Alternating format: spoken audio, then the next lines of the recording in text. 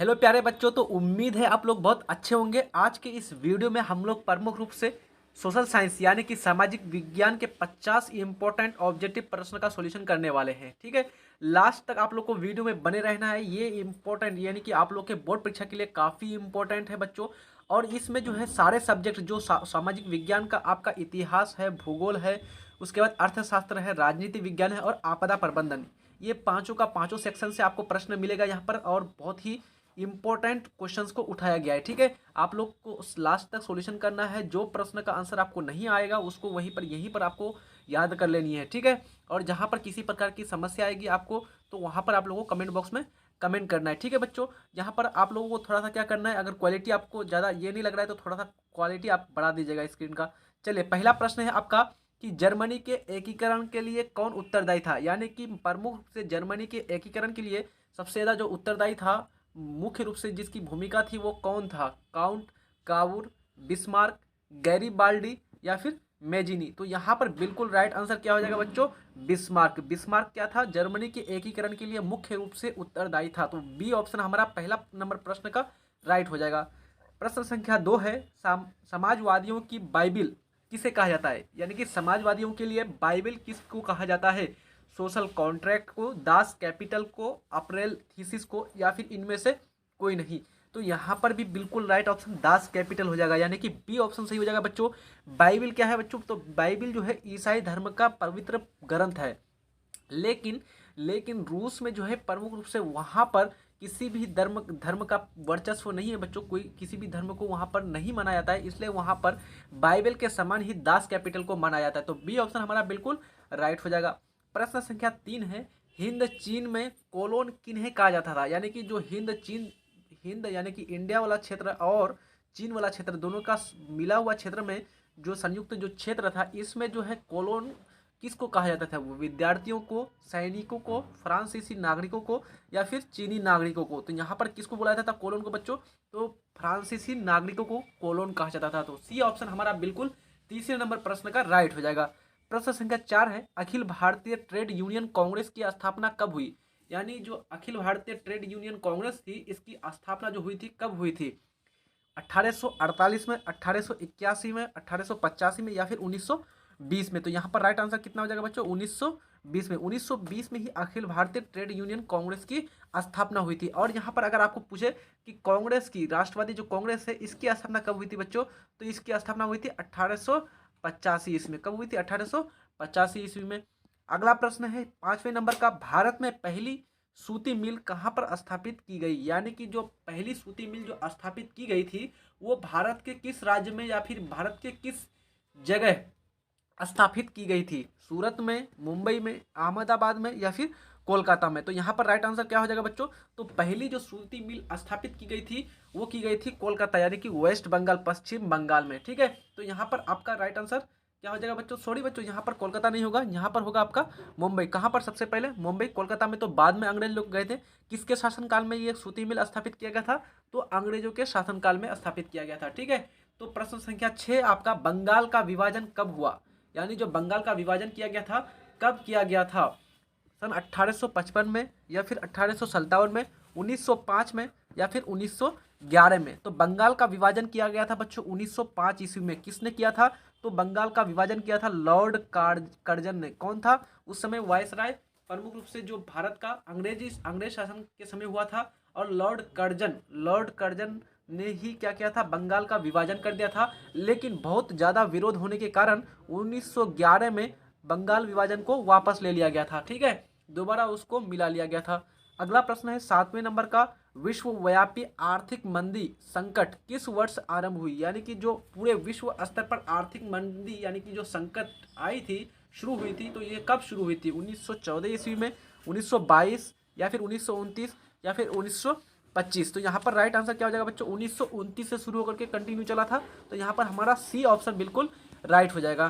प्रश्न संख्या 8 है, किसने कहा कि मुद्रण ईश्वर की दी हुई महानतम देन है, सबसे बड़ा तोहफा है? कौन सा जो है किसने कहा था? महात्मा गांधी ने, मार्टिन लूथर ने, मोहम्मद पैगंबर ने, या फिर ईसा मसीह साहब ने? तो यहाँ पर किसने कहा था बच्चों? तो ये कथन दिया था मार्टिन लूथर ने। तो यहाँ पर बी ऑप्शन हमारा बिल्कुल राइट होगा। इन्होंने ही कहा था कि मुद्रण क्या है बच्चों, ईश्वर की दी हुई महानतम देन है और ये सबसे बड़ा ही तोहफा है, गिफ्ट है। अगला प्रश्न है 9 नंबर का, क्षेत्रवाद की भावना का एक कुपरिणाम है, यानी जो क्षेत्रवाद की जो भावना है इसका एक खराब परिणाम, गलत परिणाम क्या है, अपने क्षेत्र से लगाव, राष्ट्रहित, राष्ट्रीय एकता या फिर अलगाववाद। तो यहाँ पर बिल्कुल राइट ऑप्शन क्या हो जाएगा बच्चों आपका, क्षेत्रवाद की भावना का एक कुपरिणाम है अलगाववाद, यानी कि क्या है कि एक संप्रदाय दूसरे संप्रदाय से नफरत करता है या फिर इस प्रकार का चीज, तो वहां पर हो जाता है अलगाववाद की स्थिति। अगला प्रश्न है, ग्राम पंचायत का कार्यकाल कितने वर्षों का होता है, जो ग्राम पंचायत का जो कार्यकाल होता है वो कितने वर्षों का आपको बताना है। ये तो बहुत ही आसान है बच्चों, क्योंकि आप लोग जो है मुख्य रूप से पंचायती राज व्यवस्था यानी कि ग्राम पंचायत से ही बिलोंग करते हैं। यहाँ पर कितना क्या होगा, 4 वर्ष, 5 वर्ष, 6 वर्ष या फिर 2 वर्ष। तो यहाँ पर राइट ऑप्शन क्या हो जाएगा, बिल्कुल यहाँ पर 5 वर्ष होगा। जितने भी ग्राम पंचायत के सदस्य होते हैं, चाहे मुखिया हो, वार्ड में मेंबर हो, समिति हो, सरपंच हो, सबका कार्यकाल जो है 5 वर्षों का होता है। ठीक है। अगला प्रश्न है, लोकतंत्र का प्राण किसे कहा जाता है, यानी लोकतंत्र का मुख्य रूप से प्राण या जान, आत्मा किसको कहा जाता है, राजनीतिक दल को, संविधान को, न्यायपालिका को या फिर प्रेस को। तो ये तो बिल्कुल आपका यहाँ पर किसको कहा जाता है बच्चों, लोकतंत्र का प्राण तो कहा जाता है आपका राजनीतिक दल को, क्योंकि इन्हीं के द्वारा आपका चलता है। यदि ये चाहे तो लोकतंत्र चलेगा, अन्यथा ये क्या बच्चों, निरंकुश भी हो सकता है, और निरंकुश हुआ तो लोकतंत्र की हत्या भी हो जाएगी, है ना। तो यहाँ पर मेन इसी पर डिपेंड करता है। अगला प्रश्न है, सरकार का कौन सा प्रकार सबसे अच्छा माना जाता है, यानी कि किस प्रकार के सरकार को सबसे अच्छा माना जाता है, राजतंत्र को, लोकतंत्र को, फिर अधिनायकवाद को या फिर इनमें से किसी को भी नहीं। तो यहाँ पर बिल्कुल राइट ऑप्शन हो जाएगा बच्चों लोकतंत्र को, क्योंकि लोकतंत्र में क्या है, संपूर्ण रूप से आज़ादी दी जाती है जनता को और ये एक सुव्यवस्थित शासन है। ठीक है, तो बी ऑप्शन हमारा बिल्कुल राइट हो जाएगा। प्रश्न संख्या 13 है, भारत में लोकतंत्र की सफलता में क्या बाधा है, यानी कि भारत में जो लोकतंत्र की जो सफलता है इसके लिए जो मुख्य रूप से बाधा है वो कौन सी बाधा है, अशिक्षा, गरीबी, बेरोजगारी, इनमें से सभी। तो यहाँ पर जो है भारत में अशिक्षा भी है बच्चों, क्योंकि साक्षरता दर भारत का बहुत ही कम है, कई कई ऐसे राज्य हैं वहाँ पर 50% से भी नीचा है। उसके बाद आपका गरीबी, बेरोजगारी, ये सारे व्याप्त है भारत में, क्योंकि भारत की जनसंख्या बहुत ही ज़्यादा है। इस कारण से ये तीनों ही प्रमुख रूप से बाधा है लोकतंत्र की सफलता के लिए, इसलिए ऑल ऑफ दीज यहाँ पर ऑप्शन हो जाएगा डी।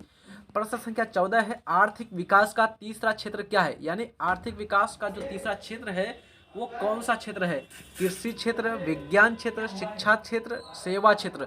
तो यहाँ पर आपको याद रखना है कि पहला क्षेत्र में आता है कृषि क्षेत्र, दूसरा क्षेत्र में आता है उद्योग क्षेत्र और तीसरा क्षेत्र में आता है सेवा क्षेत्र। सेवा क्षेत्र हमारा तीसरा, यानी कि सर्विस सेक्टर जो होता है तीसरा क्षेत्र के अंतर्गत आता है। तो डी ऑप्शन हमारा बिल्कुल राइट हो जाएगा बच्चों। ठीक है, यहाँ पर अगर मैं जो ऑप्शन दिए हुए उसके बारे में बात करें तो ए ऑप्शन कृषि क्षेत्र, ये आपका कौन सा क्षेत्र है, ये आपका पहला क्षेत्र है। शिक्षा क्षेत्र कौन सा क्षेत्र है, शिक्षा क्षेत्र हो या विज्ञान क्षेत्र हो बच्चों, ये आपका सेवा क्षेत्र के अंतर्गत आ जाएंगे। अगला प्रश्न है, निम्नांकित में कौन हमारे रहन सहन के स्तर को प्रभावित करता है, यानी कि हमारे रहने को, हमारे खान पान को, है ना, इसको पहनावा को कौन प्रभावित करता है, राजकीय आय, राष्ट्रीय आय, प्रति व्यक्ति आय, इनमें से कोई नहीं। तो यहाँ पर 15वें नंबर का प्रश्न का आंसर कौन सा हो जाएगा बच्चों, प्रति व्यक्ति आय। प्रति व्यक्ति आय अगर ज़्यादा होगा तो उसके खान पान, उसका रहन सहन, उसका कपड़ा थोड़ा सा क्या होगा बच्चों, उसकी प्रति व्यक्ति आय अधिक होगी तो उसका जो जीवन होगा थोड़ा सा विलासितापूर्ण होगा, लग्जीरियस लाइफ होगा, अच्छे अच्छे गाड़ी होंगे उनके पास, है ना। तो यहाँ पर सी ऑप्शन इसका राइट हो जाएगा। प्रश्न संख्या 16 है, मनुष्य के आर्थिक जीवन में सबसे महत्वपूर्ण क्या है, यानी कि मनुष्य के आर्थिक जीवन की बात की जाए तो उसके आर्थिक जीवन के लिए सबसे महत्वपूर्ण चीज क्या है, जमीन है, मुद्रा है, खेती के कागजात है या फिर माल गुजारी के रसीद। तो यहाँ पर राइट ऑप्शन क्या हो जाएगा बच्चों हमारा, मुद्रा। मुद्रा के बिना कोई भी कार्य नहीं हो सकती है, तो यहाँ पर बी ऑप्शन हमारा बिल्कुल राइट हो जाएगा। प्रश्न संख्या 17 है, भारत की वित्तीय राजधानी किस शहर को कहा जाता है। काफी इंपॉर्टेंट है बच्चों ये सारे प्रश्न आपका, ठीक है।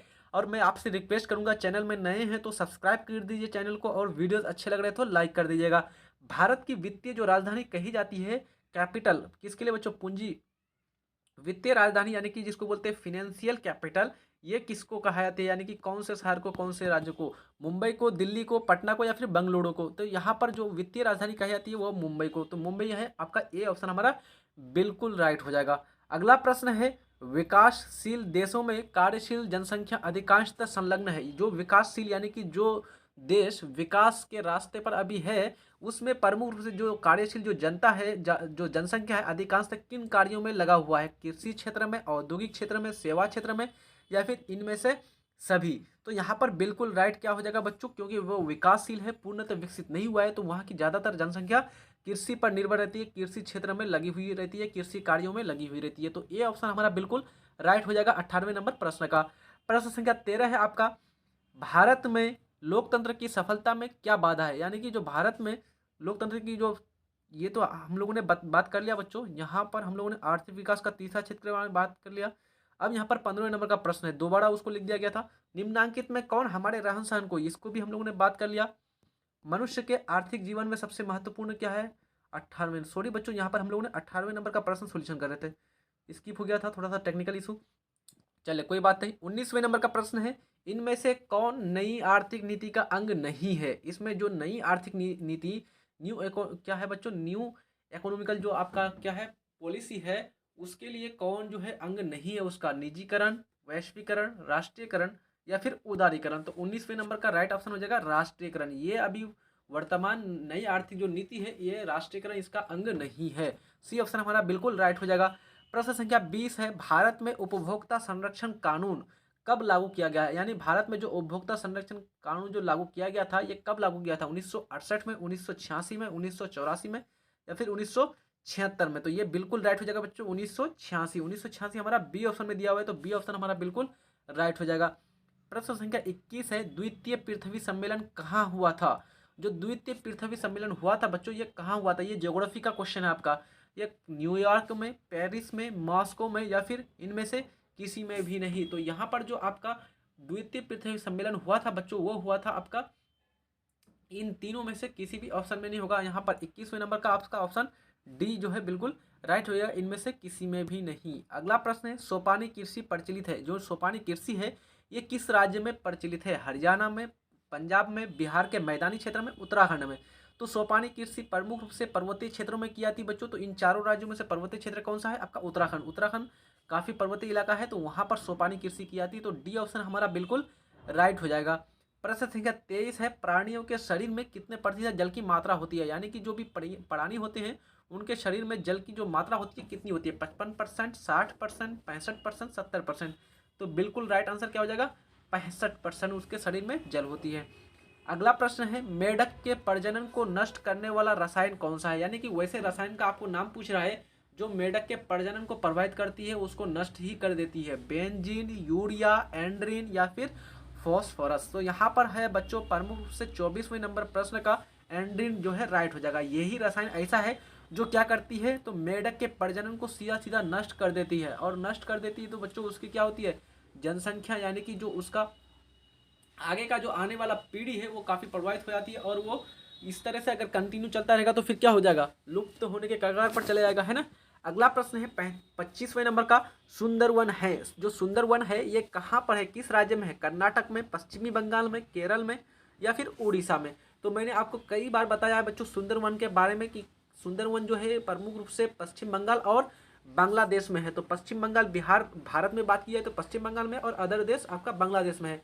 ये सुंदरवन है क्या? तो सुंदर वन, यानी कि एक वन है बच्चों, और इसका नाम है सुंदरी। सुंदरी नाम से इसको रखा गया है सुंदर वन, ठीक है बच्चों। और ये कहाँ पर है? तो गंगा का और जो है ब्रह्मपुत्र का डेल्टाई क्षेत्र में यह विकास हुआ है इसका।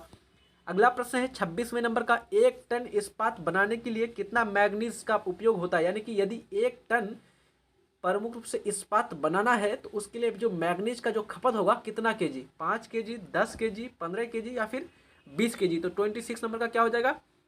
यहाँ पर 26 नंबर का जो ऑप्शन है यहाँ पर बी जो है 10 केजी, ये आपका राइट हो जाएगा। अगला प्रश्न है, प्राकृतिक गैस पाई जाती है, जो प्राकृतिक गैस है ये पाई जाती है किस में? यूरेनियम में, कोयला के साथ, या फिर खनिज तेल के साथ, या फिर चूना पत्थर के साथ? तो प्राकृतिक गैस पाई जाती है बच्चों खनिज तेलों के साथ। तो खनिज तेल हमारा ऑप्शन सी में दिया हुआ है, तो सी ऑप्शन हमारा राइट हो जाएगा बिल्कुल। अगला प्रश्न है, ऑपरेशन फ्लड क्या है? यानी जो ऑपरेशन फ्लड है ये कौन सी क्रांति है? बाढ़ नियंत्रण के लिए, या फिर डेयरी विकास के लिए, बांध का रख रखाव, या फिर इनमें से कोई नहीं? तो ऑपरेशन फ्लड प्रमुख रूप से डेयरी विकास के लिए अपनाया गया था बच्चों। यानी कि दुग्ध क्रांति जिसको बोलते हैं, तो दूध के उत्पादन में वृद्धि करने के लिए ये आपका क्रांति अपनाई गई थी। तो यहाँ पर बी ऑप्शन हमारा बिल्कुल राइट हो जाएगा। अगला प्रश्न है राउरकेला लौह इस्पात उद्योग है कहाँ पर, यानी जो राउरकेला है ये लौह इस्पात उद्योग कहाँ पर है, उड़ीसा में, झारखंड में, मध्य प्रदेश में या फिर आपका पश्चिम बंगाल में। तो राउरकेला बच्चों आपका उड़ीसा में है। कहाँ पर है, उड़ीसा राज्य में। तो ए ऑप्शन हमारा बिल्कुल राइट हो जाएगा। अगला प्रश्न है राउरकेला किसके लिए प्रसिद्ध है, तो लौह इस्पात उद्योग के लिए। प्रश्न संख्या 30 है परिवहन के साधन में सबसे सस्ता परिवहन साधन कौन सा है, सबसे सस्ता यानी सबसे चीप सस्ता जो आपका साधन है परिवहन का वो कौन सा है, सड़क है, जल है, रेल है या फिर वायु है। तो 30 नंबर प्रश्न का क्या हो जाएगा बच्चों, जल। जल हमारा बिल्कुल राइट हो जाएगा, क्योंकि जल के लिए हमको कुछ भी कोई रास्ता का निर्माण नहीं करना पड़ता है, या ऊंच नीच या ऊबड़ खाबड़ या पहाड़ पर्वत पठार इस प्रकार का कोई चीज़ भी वहाँ पर प्रॉब्लम नहीं आती है, परेशानी नहीं आती है। इसलिए जल संसाधन सबसे सस्ता परिवहन माना जाता है। प्रश्न संख्या 31 है गंडक परियोजना है, जो गंडक परियोजना है वो कहाँ पर है, बेतिया में, वाल्मीकि नगर में, मोतिहारी में या फिर छपरा में। तो यहाँ पर राइट ऑप्शन क्या हो जाएगा बच्चों, वाल्मीकि नगर में। वाल्मीकि नगर कहाँ पर है, तो वाल्मीकि नगर आपका पश्चिमी चंपारण में है। पश्चिमी चंपारण में है आपका वाल्मीकि नगर, जो क्या है, वाल्मीकि नगर एक उद्यान है और यहीं पर है गंडक परियोजना। तो बी ऑप्शन हमारा बिल्कुल राइट हो जाएगा, वाल्मीकि नगर ये आपका बिहार में है बच्चों, बिहार का। अगला प्रश्न है बिहार संपन्न है, जो बिहार राज्य है ये किसके लिए संपन्न है, खनिजों में संपन्न है, उद्योगों में संपन्न है, कृषि में संपन्न है या फिर पशुपालन में संपन्न है। तो यहाँ पर राइट आंसर क्या हो जाएगा बच्चों, कृषि में संपन्न है। यानी कि जो अधिकतर जो बिहार की जनसंख्या है वो किस में लगी हुई रहती है, कृषि कार्यों में लगी रहती है, क्योंकि यहाँ पर अनेकानेक क्या है बच्चों नदियाँ हैं और उन नदियों के द्वारा अच्छी सिंचाई हो जाती है। जलोढ़ मृदा वाला क्षेत्र है तो कृषि अच्छी हो जाती है। प्रश्न संख्या 33 है बिहार की पहली रेल लाइन कौन थी, यानी जो बिहार की पहली रेल लाइन थी वो कौन सी थी, Martin line railway, east India railway, भारतीय रेल, बिहार रेल सेवा। तो यहाँ पर राइट ऑप्शन क्या हो जाएगा बच्चों, east India railway, B option हमारा बिल्कुल राइट हो जाएगा। अगला प्रश्न है आपका 2001 की जनगणना के अनुसार बिहार की नगरीय आबादी कितनी है, यानी कि नगरीय आबादी आपको पूछ रहा है, शहरी आबादी आपको पूछ रहा है। 20.5%, 15.5%, 10.5% या फिर 25.5%। तो राइट ऑप्शन क्या हो जाएगा बच्चों, सिर्फ और सिर्फ 2001 के अनुसार देखेंगे तो 10.5% ही आबादी आपका नगरीय आबादी थी। ठीक है। प्रश्न संख्या 35 है मानचित्र में नीले रंग द्वारा किस भाग को दिखाया जाता है। यदि हम मानचित्र बनाते हैं और उस मानचित्र में क्या करते हैं, हम उस मानचित्र में हम लोग नीले भाग द्वारा हम लोग दर्शाते हैं, अगर मान लीजिए नीले भाग द्वारा दर्शाएंगे तो किसको दर्शाते हैं बच्चों, नीले भाग द्वारा यहाँ पर पर्वत को, पठार को, मैदान को या फिर जल को। तो नीले भाग के द्वारा हमेशा जल को दर्शाया जाता है। प्रश्न संख्या 36 है, 36 नंबर का प्रश्न है, आप लोग सही से पढ़िए।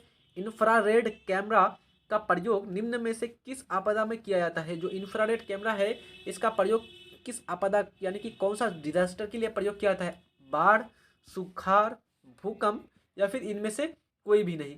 तो यहाँ पर जो इंफ्रारेड कैमरा है बच्चों, यहाँ पर जो तरंगों के बारे में अध्ययन करने के लिए किया जाता है। तो लेकिन यहाँ पर बाढ़ या सुखाड़ या भूकंप इस प्रकार से नहीं होगा। तो डी ऑप्शन हमारा बिल्कुल राइट हो जाएगा, इनमें से कोई नहीं। बिहार का कौन सा क्षेत्र बाढ़ ग्रस्त है, यानी आपको बताना है इन चारों में से कौन सा बिहार का जो क्षेत्र है जो ज़्यादातर बाढ़ ग्रस्त रहता है, पूर्वी बिहार, पश्चिमी बिहार, दक्षिणी बिहार या फिर उत्तरी बिहार। तो ये आपका मान लीजिए इस प्रकार से आपका बिहार है बच्चों। तो ये बिहार का जो उत्तर वाला क्षेत्र है ये पूरा का पूरा बाढ़ प्रभावित है। इसमें आपका सीमांचल का क्षेत्र पूर्णिया, किशनगंज, कटिहार, सीतामढ़ी, उसके बाद पश्चिमी चंपारण, पूर्वी चंपारण, यहाँ पर अनेकों नदियाँ हैं बच्चों, जिसके कारण यहाँ पर हमेशा हर वर्ष बाढ़ आती है। तो हमारा हो जाएगा उत्तरी बिहार, उत्तरी बिहार हमारा डी ऑप्शन हो जाएगा। अगर आपको क्वेश्चन पूछेगा कि बिहार का कौन सा क्षेत्र सूखाग्रस्त क्षेत्र है तो दक्षिणी बिहार मार दीजिएगा। ठीक है।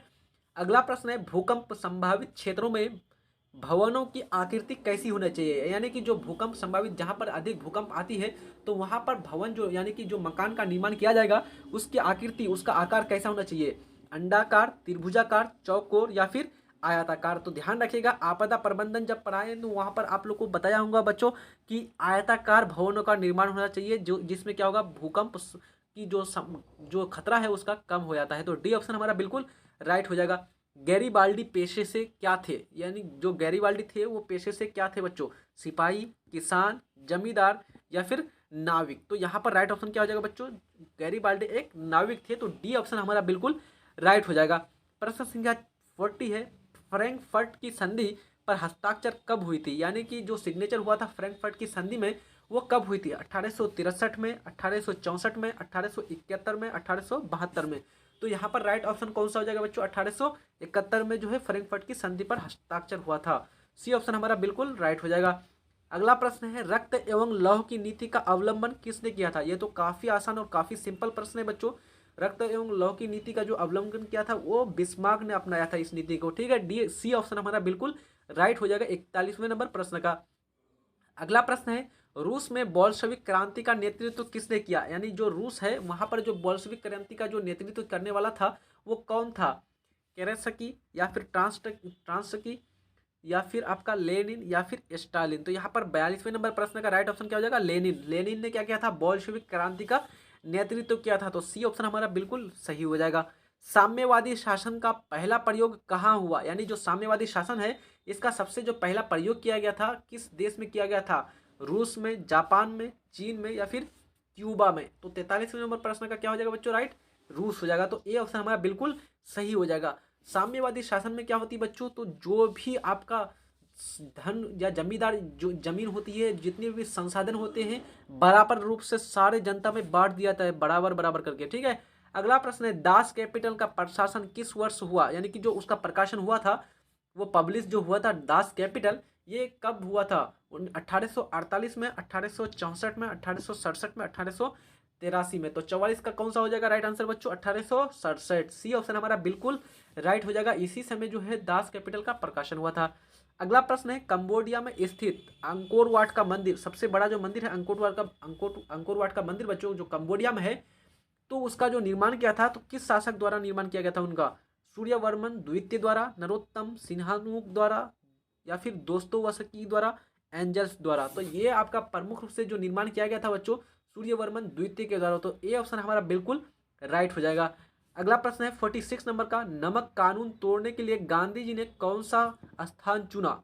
यानी कि किस स्थान को चुना था नमक कानून का उल्लंघन करने के लिए, उसका विरोध करने के लिए 1930 ईस्वी में जो दांडी मार्च यात्रा चलाया गया था बच्चों? तो यहाँ पर आपको बताना है मुंबई, दांडी, सूरत या फिर दिल्ली। तो यहाँ पर अपना स्थान जो चुना गया था वो था दांडी, जिसको दांडी यात्रा का नाम दिया गया था, है ना। 1930 में चलाया गया था गांधी जी के द्वारा। इसमें अपने हाथ से नमक बना करके नमक कानून का उल्लंघन किया गया था।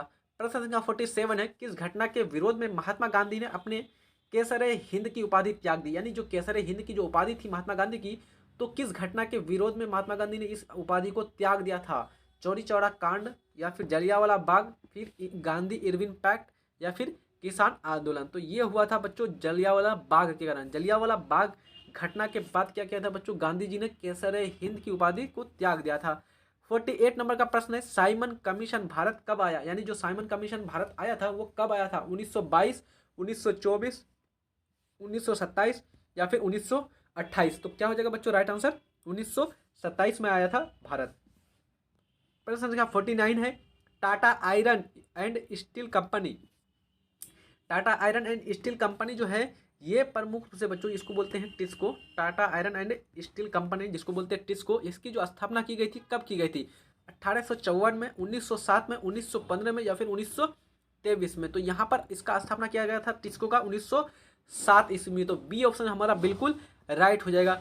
अगला प्रश्न है, स्पिनिंग जेनी का आविष्कार किसने किया था? जो स्पिनिंग जेनी है इसका आविष्कार जो करने वाला था, तो इसका आविष्कार कब हुआ था? इसका आविष्कार 1769 में, 1770 में, 1773 में, 1775 में? तो यहाँ पर राइट आंसर कौन सा हो जाएगा बच्चों? 1770 ईस्वी में। इसी टाइम पर स्पिनिंग जेनी का आविष्कार किया गया था। और यहाँ पर मैं आपसे पूछूंगा कि वाष्प इंजन का जो आविष्कार किया गया था वो कब किया गया था और किस वैज्ञानिक के द्वारा किया गया था? आप लोग कमेंट बॉक्स में बताइए तो जल्दी।